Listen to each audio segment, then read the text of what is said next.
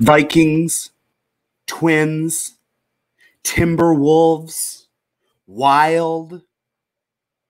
I'm not going to bring up the Loons. I'm not going to bring up the Lynx. Fuck Minnesota sports, man.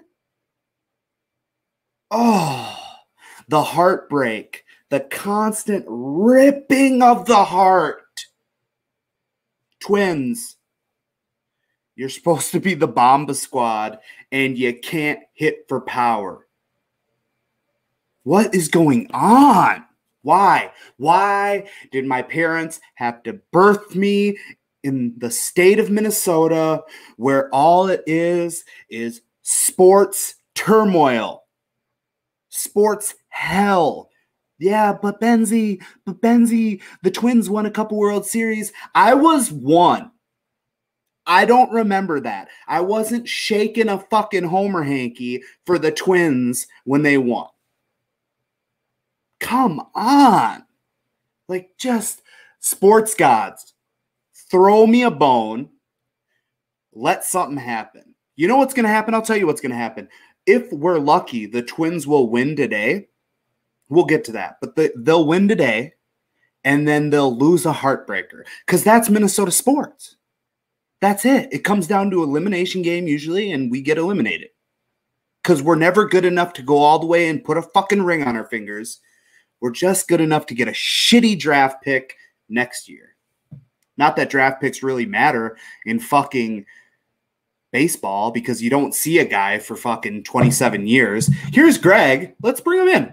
Greg, how's it going? You out there working today? You're live. Benzy's Bits. Wow. What's going on? Thanks for bringing me in. First-time caller. Yeah. Great topic. Love the show. Yeah, let's hear your vent. My vent? I'm talking about Minnesota sports and how it's just fucking turmoil because we can never be good enough to win all the way like the Minnesota Twins. We're just good enough to get shitty draft picks. Well, the problem with the Twins is they're a team that's built for the regular season. And, when you're hitting dingers, at a record clip, I get it. It's great to watch. The problem is when you're in the playoffs, you're facing number one and number two every game of a playoff series. And you're not going to be hitting record amounts of dingers against Greinke, or guys like that. Sure. So no, I get it from that standpoint. And, it's like only in Minnesota do you get the number one pick for the Timberwolves in a draft where you don't want the number one pick. Right. It sucks. And the Vikings, unfortunately, are, screwed over by a horrible contract, and you're going to have to deal with it for 3 years. But at the same, it's kind of like right now, it's kind of like a felon being on probation for 3 years. Been there, done that. It's like you just got to suck it up. But right now, I think that what the Twins really need to do is they need better pitching.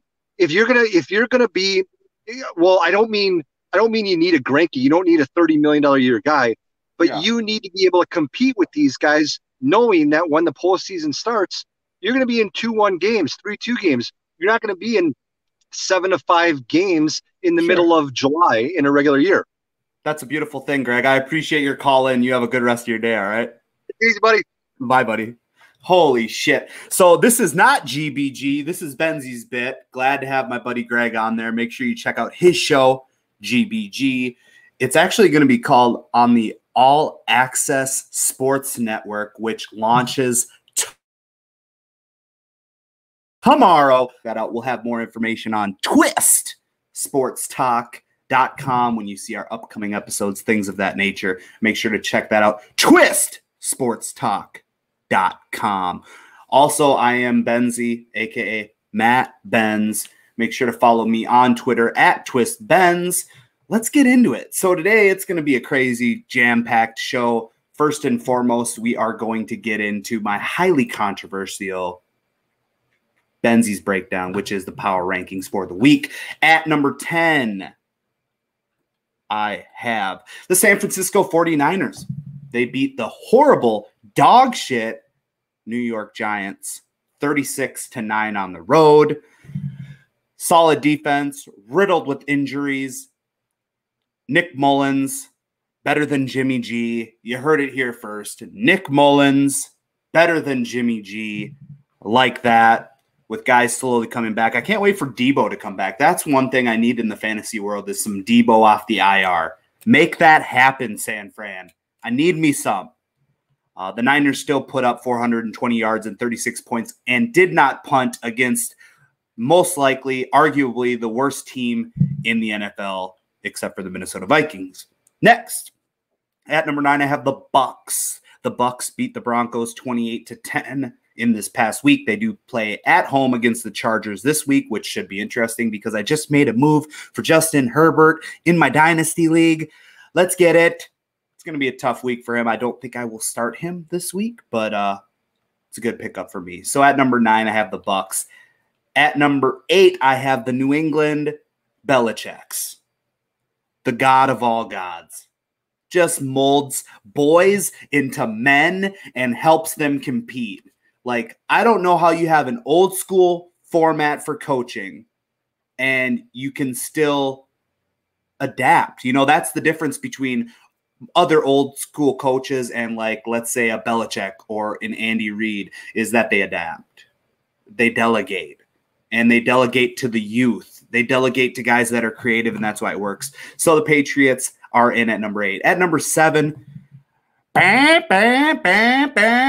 yeah, breaking news. I've got the Saints, the 1-2 Saints. This has caused a lot of controversy. Everybody's like, but Benzy, there's 2 other 3-0 teams. Fuck those 3-0 teams. The Saints are better than those 3-0 teams. Just watch. Don't believe me? Just watch. I'm fired up. Let's go. So they play at Detroit this week. I expect a convincing W out of them. Right now, they are a good rushing defense, but they're not there. There's something missing. Most likely Big Mike. Oh, but he's only a wide receiver. Yeah, but he adds to the confidence of the game. Of the Saints game. They can do much more with Mike Thomas on the offensive side of the ball, even if he's just a decoy. Put him in. They ran into the buzzsaw, which is the Packers last week, and lost by 7 with a fucking garbage game. They had a garbage game, and they still only lost by 7. They're in at 7. At 6, I have the Seattle Seahawks. Yes, I understand Russell Wilson is currently the MVP of the league, and he has already thrown 14 touchdowns in 3 games. Bonkers. Mr. Unlimited. Yeah, he's been unlimited, but he might need to throw 60 touchdowns this year with the defense playing the way that they are. Make sense? All right, that's why they're in at number 6. At number 5, I have the Buffalo Bills. Josh Allen has played like an above average franchise quarterback. Honestly, he's played like he could be the rival in the future, more of a rival in the future to Patty Mahomes than Lamar. Just because you can see the things that Josh Allen is doing this season, and he is carrying that Bills team, which used to get carried by its defense.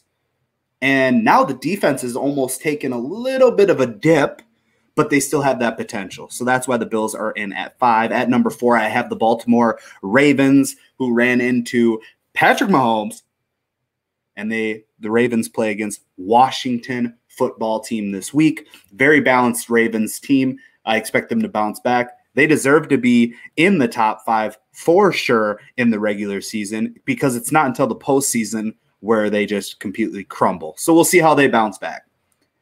Top 3, I have at number 3, I have the Steelers. Beautiful team. Big Ben, 23 for 36, 237 yards, 2 touchdowns. James Conner, steady, 18 carries, 109 yards, 1 touchdown. Leads the league in sacks on defense with 15. Love that. Yeah. So they're going to go against the Titans, and they're going to hand the Titans in Tennessee their first loss of the year this week. Mark my words. At number 2, I have the Packers. Yeah, you heard it. The Packers. The 2nd rushing ranked team in the NFL. And you got Aaron Rodgers behind that. When you have a run offense with a Hall of Fame quarterback, that leads to success, right? It opens up options. Even without Devontae, you got the Lazard King out there. He's dipping, he's diving, he's dangling, he's fucking catching the biscuit. The pack at number 2. At number 1, you have the Kansas City Chiefs. They got Patrick Mahomes. Get your life together. It's a real deal Holyfield. So that right there is Benzy's power rankings. Combs chiming in here. He says, you are wrong, sir. Yeah. All right. My Uncle Bill, what's going on, Uncle Bill? He says, I'm 66 years old, Matt, and I've grown used to the state of Minnesota professional sports failures. I'll get there one day if I'm lucky enough to live that long, Bill. On to the next one. All right, so that was the breakdown for the week. Let's get into the baller of the week.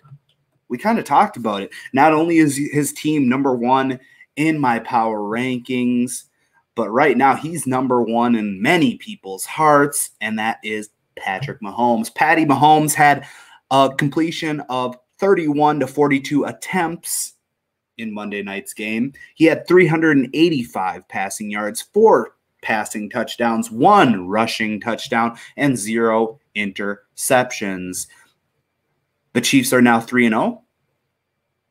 Mahomes has 9 touchdown passes, 0 interceptions, and leads the NFL in QB rating at 91.8.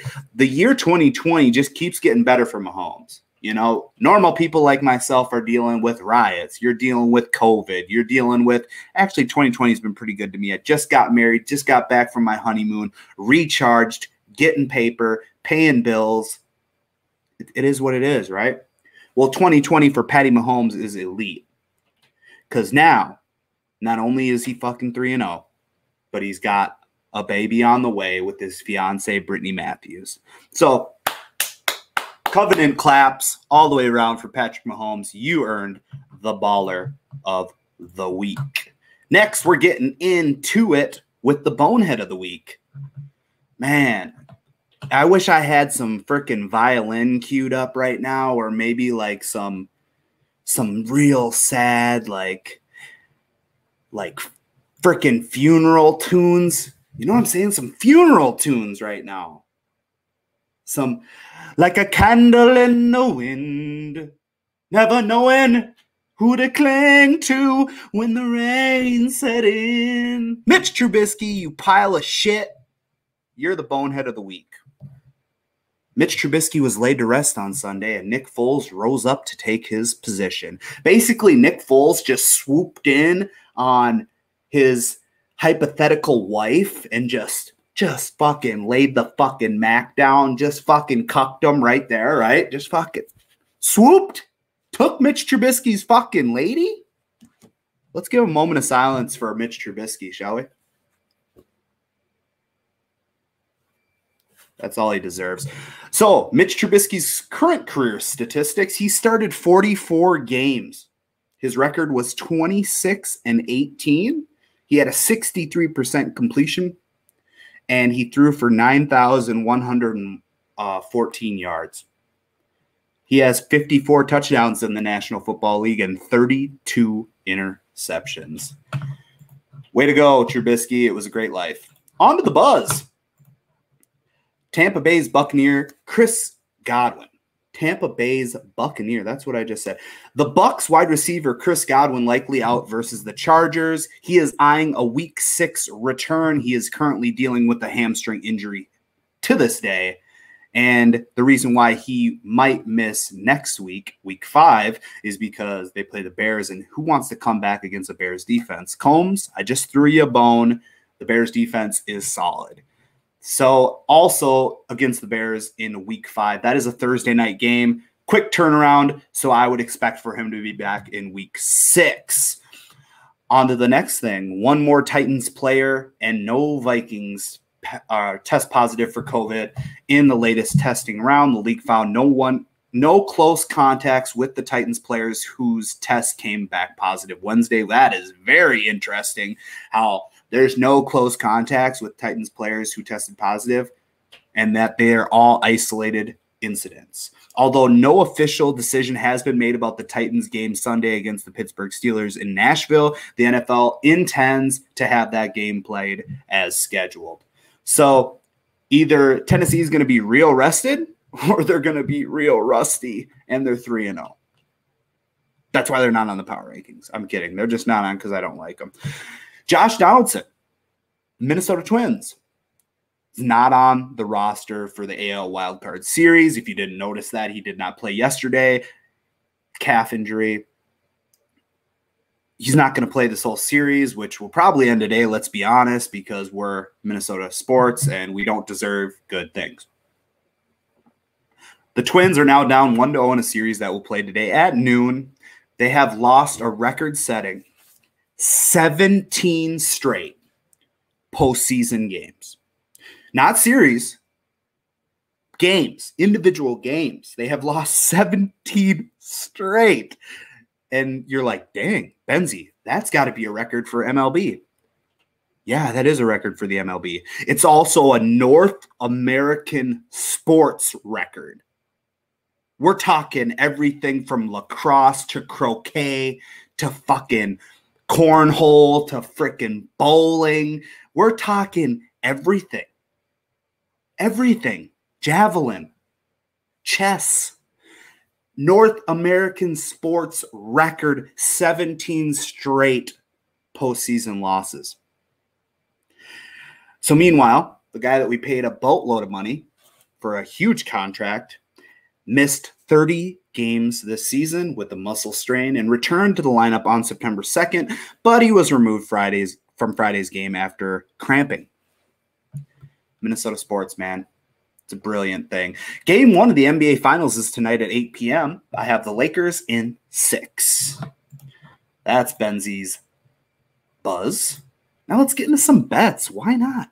Let's talk about putting some money on the line. Some cold, hard cheddar cheese biscuits. Some hard-earned do-re-mi.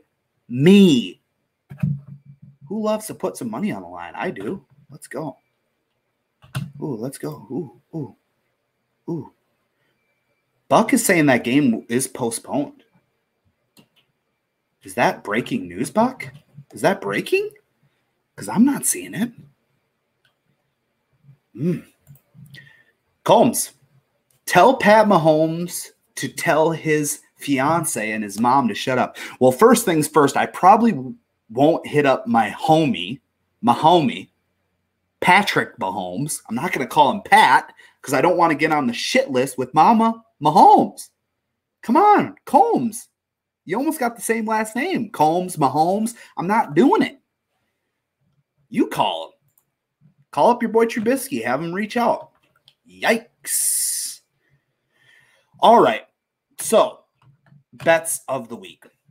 Let's start in college football. Why not? College football is going on. I know I live in a Big Ten state, and hopefully that's right around the corner, but there actually is college football going on, and it's been glorious. My first bet is going to focus on the Texas Longhorns, who are ranked currently number 9, against the Horned Frogs of TCU. Currently, the over-under is set at 62.5. This is going to be a shootout because Texas will beat you by putting up more points than you. They are not going to be the old school Texas team that shuts you down on defense. Okay? So like I said, this is going to be a shootout. It's going to be an exciting game to watch.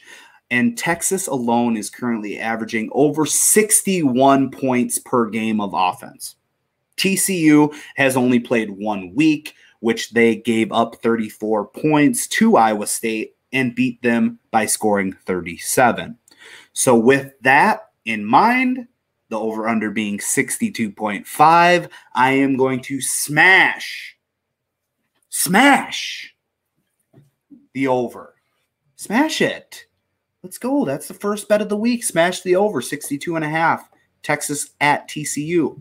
Next, why not dip our hands into a little Roll Tide pool here? Texas A&M, ranked number 13 at Bama, ranked number 2. The over-under is 51.5. Bama is favored by 17. Two names you need to really watch in this game, and they're not on the Bama side of the ball. Keelan Mond, quarterback, and Isaiah Spiller, running back.